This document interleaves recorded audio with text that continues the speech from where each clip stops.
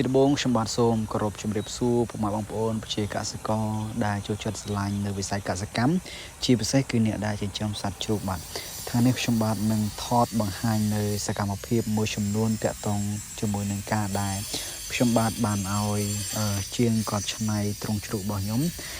សម្រាប់ដាក់ទ្រុងមេព្រោះទីតាំងកន្លែងនេះពីមុនគឺយើងដាក់ជ្រូកសាច់ពុកម៉ែបងប្អូនបាទ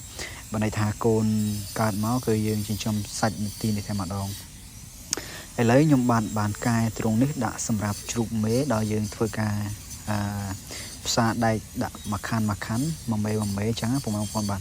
ដោយការដែលខ្ញុំគណនាទៅទ្រុងនេះគឺដាក់បាន7មេពុកម៉ែបងប្អូនបាទតែឥឡូវនេះគឺខ្ញុំមានតែ3មេទេពុកម៉ែបងប្អូនបាទ2មេទៀតគឺវាចាស់ពេកគឺយើងលក់ចេញបានហើយពុកម៉ែបងប្អូនបាទ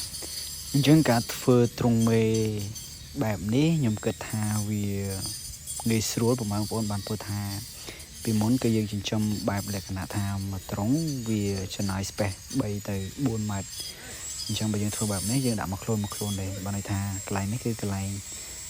ខាងមេហើយនឹងកន្លែងកូនតែម្ដងពុកម៉ែបងប្អូនបាទអញ្ចឹងខ្ញុំអត់មានពិបាកដូរញ៉ៃទៅណាទេព្រោះយើងចិញ្ចឹមលក្ខណៈគ្រួសារខ្ញុំដាក់ធ្វើបែបនេះគឺផើមនៅហ្នឹងកូននៅហ្នឹងតែម្ដងពុកម៉ែបងប្អូនបាទអត់មានទ្រុង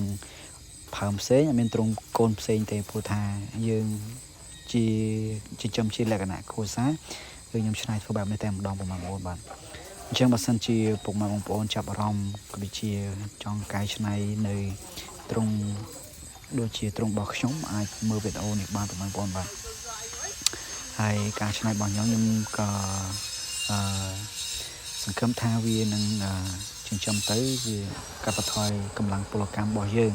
ដែលពីមុនយើងធ្លាប់តែហត់នឿយព្រោះថានៅពេលដែលជ្រូកកូនពេលខ្លះយើងរៀបអិតជុំវិញហ្នឹងវាដេកទៅវាអាចសង្កត់គៀបកូនអញ្ចឹងណាខ្ញុំគិតថាការច្នៃបែបនេះ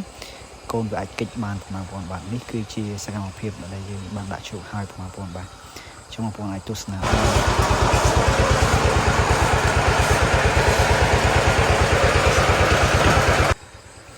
ហើយវីដេអូរបស់ខ្ញុំក៏មកដល់ទីបញ្ចប់បើសិនជាពុកម៉ែបងប្អូនគិតថាវីដេអូនេះមានប្រយោជន៍សូមកុំភ្លេចជួយចុច Subscribe ក៏ដូចជាដាក់សញ្ញាកណ្ដឹងហើយជួយ Share ជួយ Like ម្នាក់មួយផងពុកម៉ែបងប្អូនបាទសូមអរគុណសូមគោរពជម្រាបលា